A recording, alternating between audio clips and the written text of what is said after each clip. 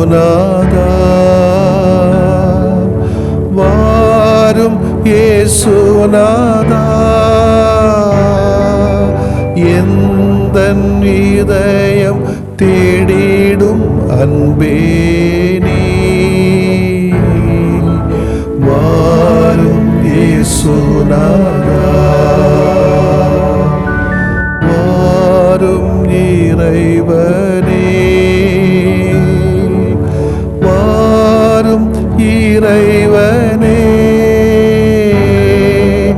எந்தன் இதயம் தேடிடும் அன்பே நீ வாரும் இறைவனே வாரும் இறையாவியே வாரும் இறையாவியே எந்தன் இதயம் தேடிடும் அன்பே நீ வாரும் இறையாவியே.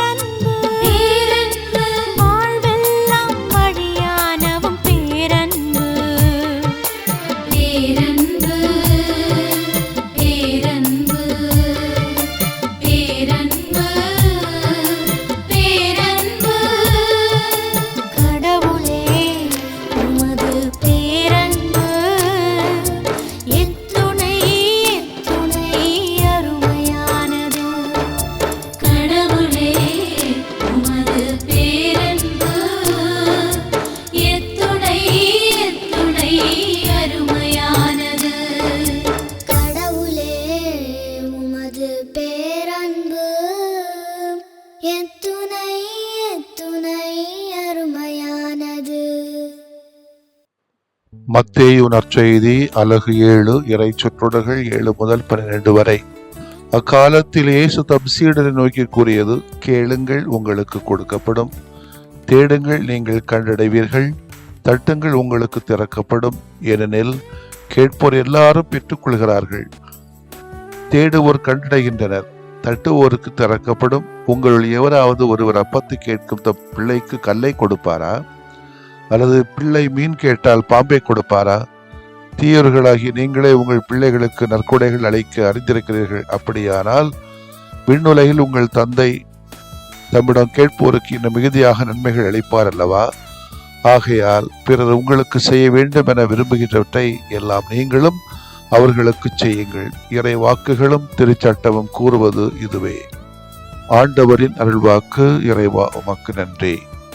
கிறிஸ்து இயேசுவிலே பிரியமுள்ள சகோதரிகளே, சகோதரர்களே, இந்த தவக்கால நாட்களிலே வேறு பல யுக்திகளை நாம் பயன்படுத்தினாலும் அருள் வாழ்வு பெறுவதற்காக அதிகமாக இறை வேண்டலின் முக்கியத்தை நாம் உணர்கிறோம், செய்கிறோம்.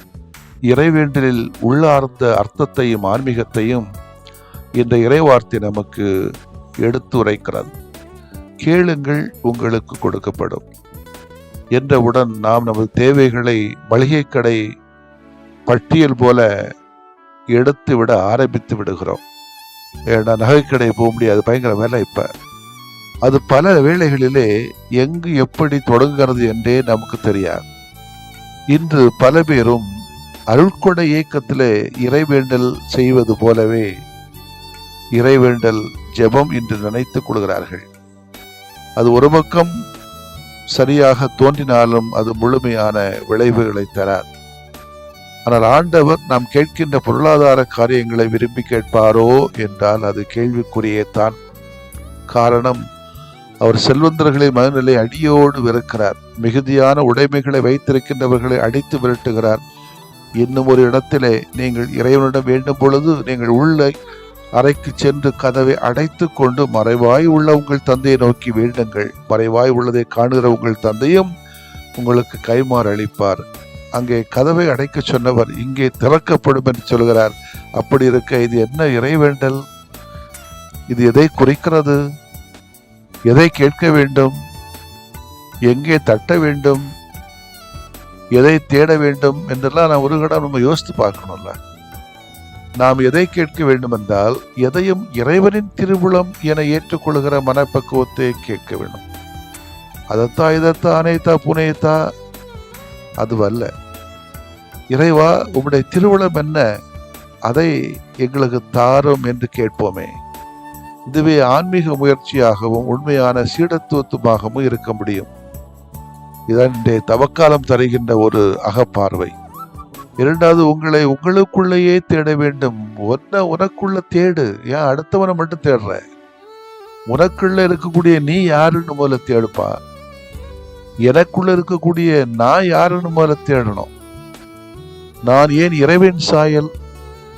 எனக்கும் அவருக்குமான தொடர்பு என்ன என்பதை தேடு. இப்படிப்பட்ட தேடல்களில் நாம் இறங்குற பொழுது தவக்காலத்துல கொஞ்சம் அர்த்தம், பொருள் அல்லது தேடலுக்கான விடையை நமக்கு கண்டுபிடிக்கப்பட முடியும்.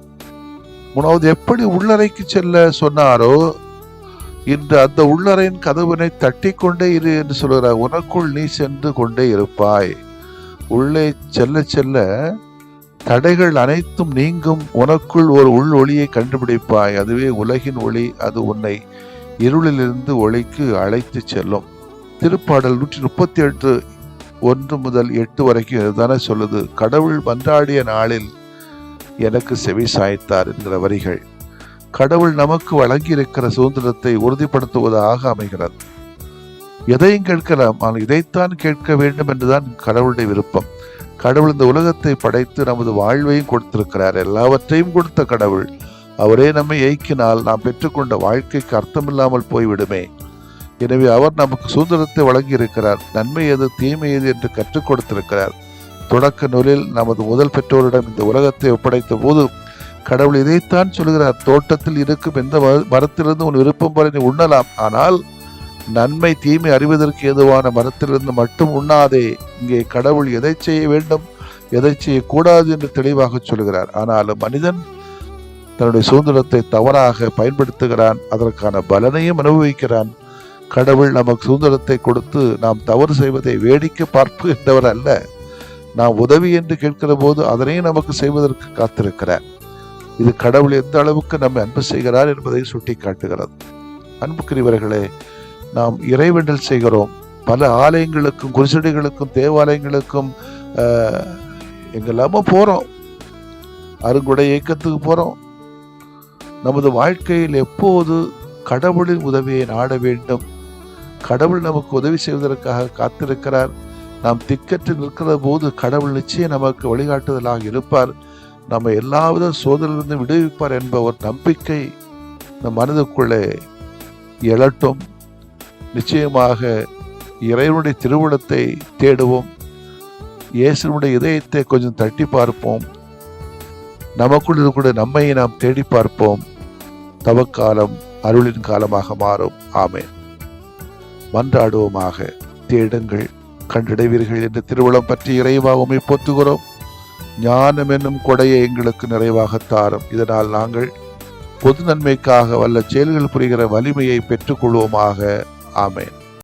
உங்களுக்கு கடுகளவு நம்பிக்கை இருந்தால் நீங்கள் இம்மலையை பார்த்து இங்கிருந்து பெயர்ந்து அங்கு போ என கூறினால் அது பெயர்ந்து போகும்.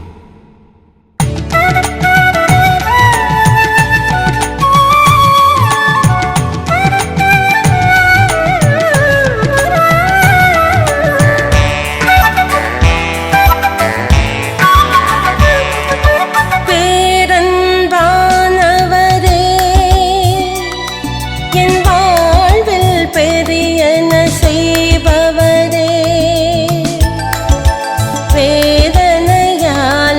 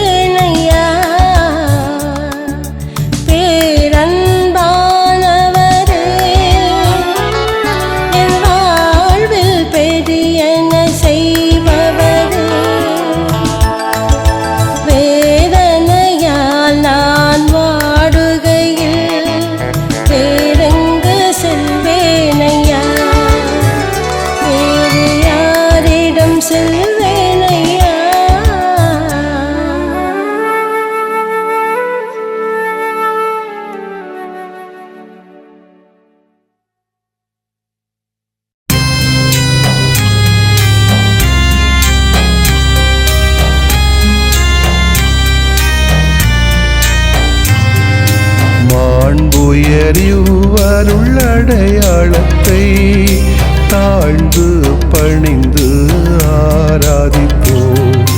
பழைய நியம முறைகள் அனைத்தும் இனி மறைந்து முடிவு பெறுக. புதிய நியம முறைகள் வருக. புலன்களாலே மனிதன் இதனை அறிய இயலா. குறைகள் நீக்க நம்பிக்கையின் உதவி பெறுக.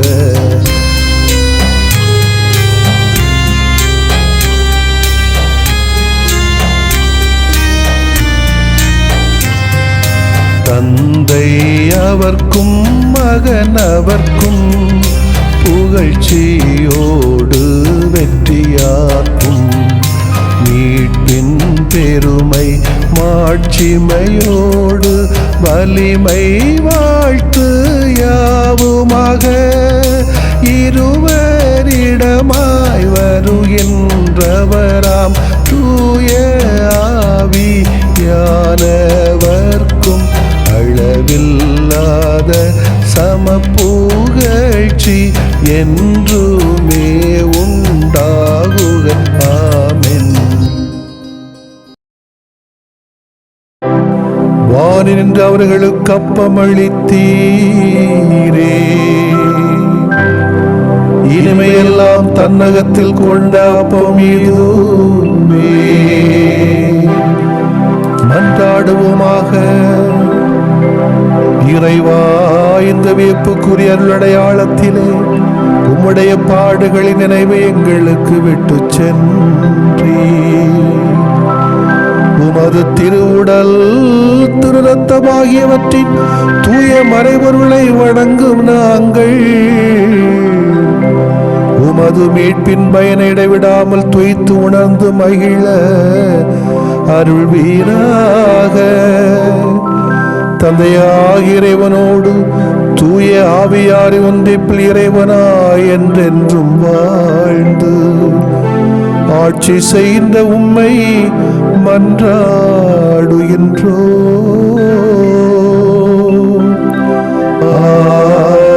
ஆமென்.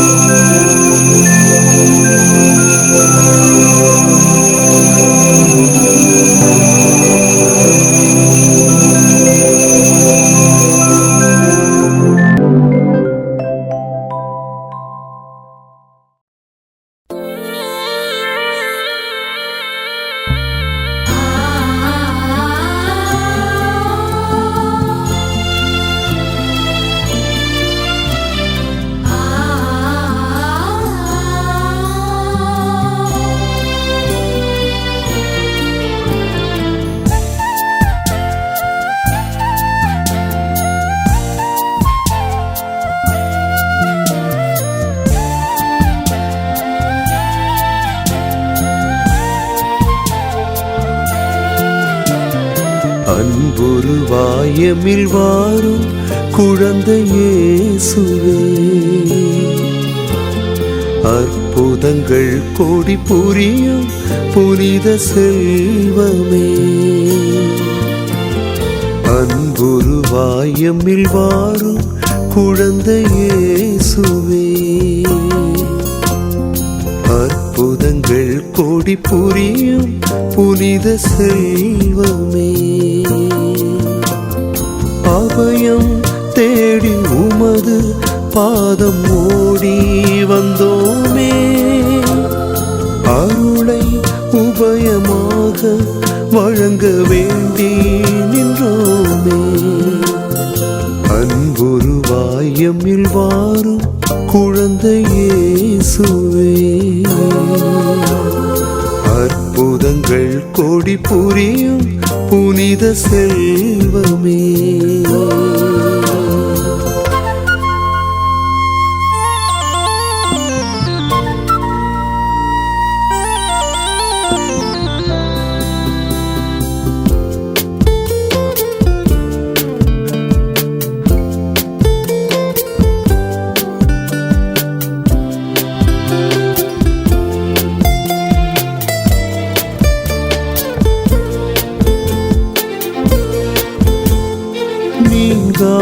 கவலைகள் நிழலாக தொடரவே நிம்மதியோ புதிதானது. நினைவோடு பயங்களும் நெருப்பாக வருத்தவே நிகழ்காலம் எதிரானது. நீர் எங்கள் நெஞ்சத்தின் நல் நம்பிக்கை, நீர்தாமே என்றென்றும் எங்கள் துணை.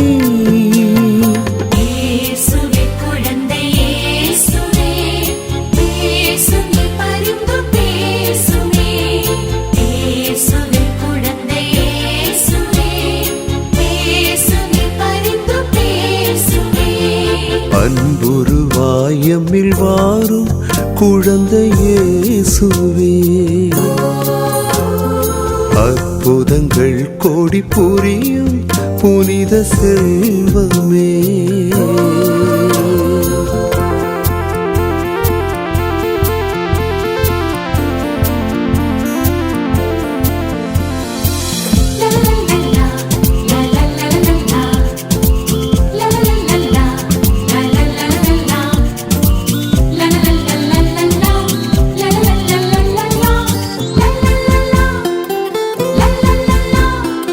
உறவென்று வாழ்பவர், உடன் வாழ வந்தவர், உதறிடவே உயிர் வாடுது. உண்மையா பொய்மையா உளமறியா தவிப்பிலே உலகமே வியப்பானது.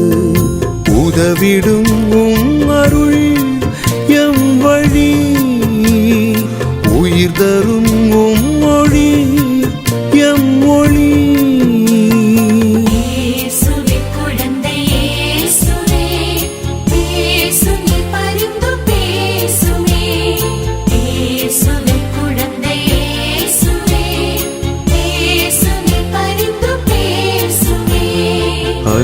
அன்புருவாயமில் வாரும் குழந்தை இயேசுவே, அற்புதங்கள் கோடி புரியும் புனித செல்வமே. அன்புருவாயமில் வாரும் குழந்தை இயேசுவே, அற்புதங்கள் கோடி புரியும் புனித செல்வமே. அபயம் தேடி உமது பாதம் ஓடி வந்தோமே, அருளை உபயமாக வழங்க வேண்டி நின்றோமே. அன்புருவாயமில் வாரும் குழந்தை இயேசுவே, அற்புதங்கள் கோடி புரியும் புனித செல்வமே.